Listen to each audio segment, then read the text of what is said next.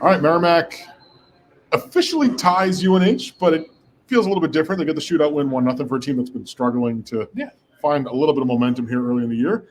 You could kind of tell at the end of the game, the way that they jumped off the bench, that this, even though it's a shootout win, felt like a win. Yeah, and Scott talked about it afterwards, right, too. This is the way that they've kind of been going, and we talked about it this week leading into tonight was it's been hurdles. This team's been dealing with some stuff, jumping up and down. The goaltending issue that we've talked about now the last couple of weeks, trying to figure out who's going to be in net, who's going to get the start. We didn't know. And now they're in a unique situation here. I honestly, I think it'll be interesting to take a look back and see if we can find it on record. When the last time two freshman goaltenders for a program both made their collegiate starts and both picked up shutouts in their first collegiate starts as well. I couldn't tell you.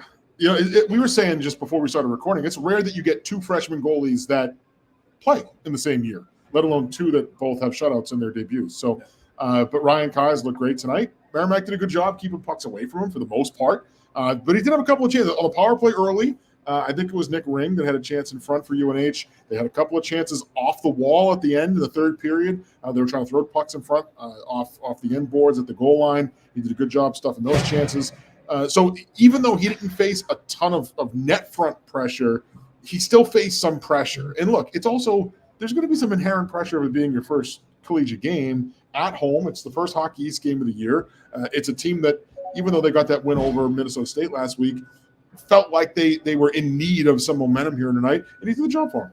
Yeah, definitely. I mean, you talked about the ability to block shots tonight, too, for the Merrimack defense. 24 of them tonight blocked shots. Yeah. So they did a good job getting in shooting lanes, really making it as easy on Ryan Kai's tonight as it possibly could be for a kid making his first collegiate start. And that reflected well because I thought he was able to track the puck well. And when pucks were getting through, UNH wasn't getting second, third opportunities, and he was tracking the puck, grabbing rebounds if they were there, and covering them up, and it was nice to see. I can only really think of one. I think they had 1 second chance on the power play in the first period. Other than that, not many second chances at all. To UNH's credit, Merrimack didn't have a lot of second chances either. I mean, there really weren't a lot of chances, period, in this game. I mean, the teams combined, I think, for final shots on net were 19-17. So you play a 65-minute game, both teams had less than 20 shots on goal. There weren't really a lot of chances at either side. I'll be honest with you, I think that's what both teams were comfortable with how they defended in this game because both coaches said they wanted to be real simple in the D zone and limit chances. Now, on the flip side of that, if you're Merrimack, you got to figure out a way to score more goals, right? I mean, we talked about it on our podcast this week. I wrote about it in our preview. I think the power play solves a lot of those issues. I think if they can get the power play going, it starts to solve some of those problems because if you average the idea to me would be if you can get a goal per game in the power play, but even if you get a half a goal per game in the power play, it will get that offensive ball moving a little bit. But that's clear. I mean, they're now at 1 goal a game, 4 goals in 4 games. They've got to find a way to produce more goals. Yeah. And you talked about it too, right? Numbers-wise tonight, 4 shots on net in that the power play opportunities. They had 3 opportunities.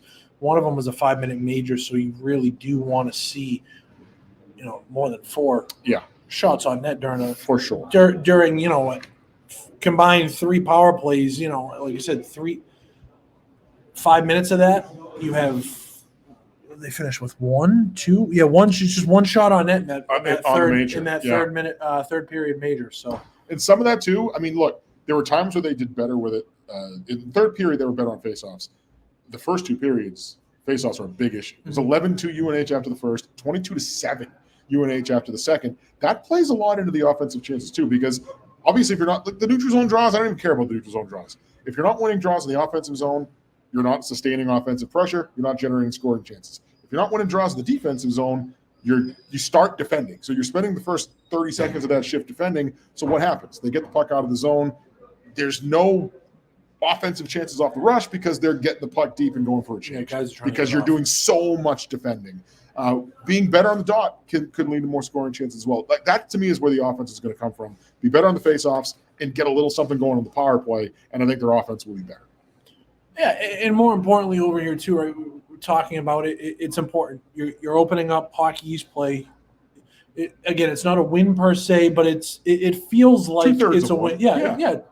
Points are points. I mean, somebody was going to get 2, somebody was going to get 1 when it went to the shootout. So yeah, and it's just one of those things where you look at it, right? The only statistical purpose of why it doesn't really feel like a win is just because of the NCAA purposes.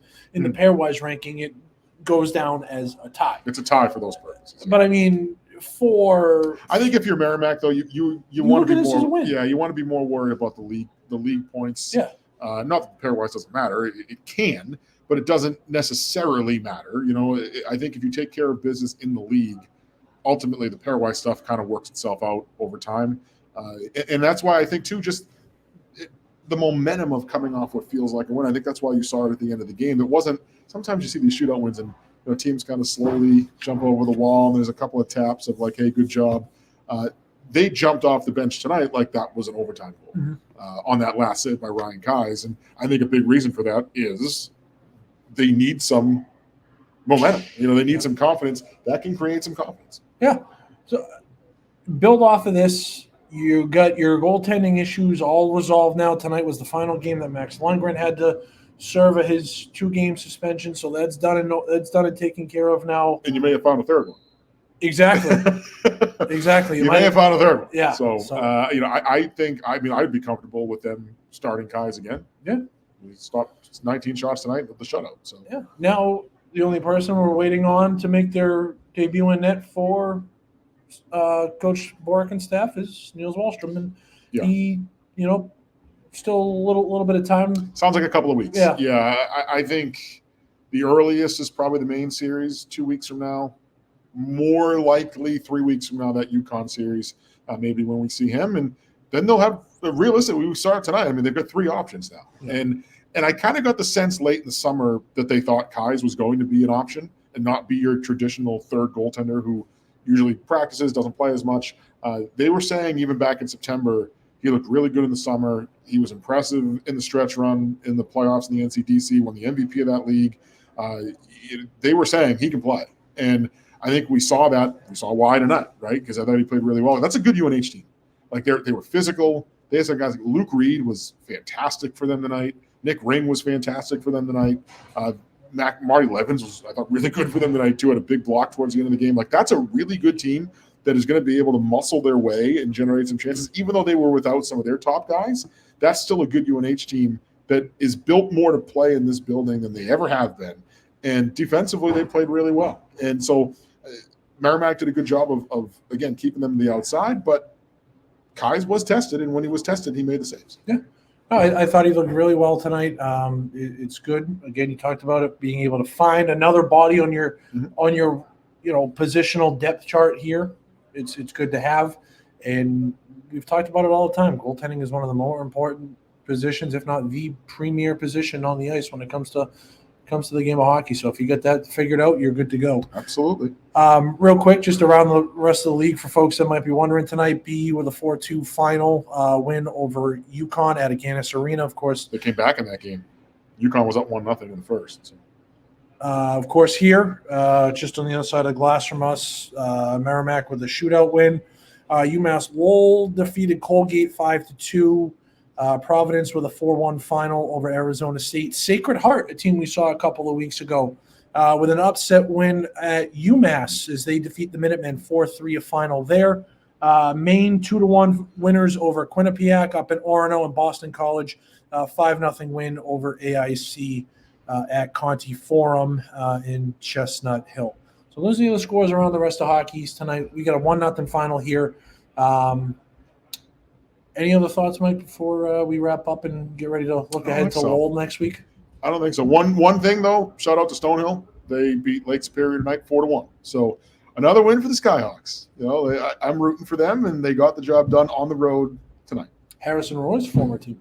That's right. And Cam Kungle as well. Yes. Yeah. Okay. So bet you they're happy they're here in North Andover tonight and not out Sault Ste. Marie, Michigan. I would think so. So it's going to be a long night on the UP tonight for those Laker fans. I would think so. All right, Merrimack, UNH, 0-0, the final score. Merrimack wins the shootout. I'm Mike. He's Ian. We will talk to you on the podcast this week.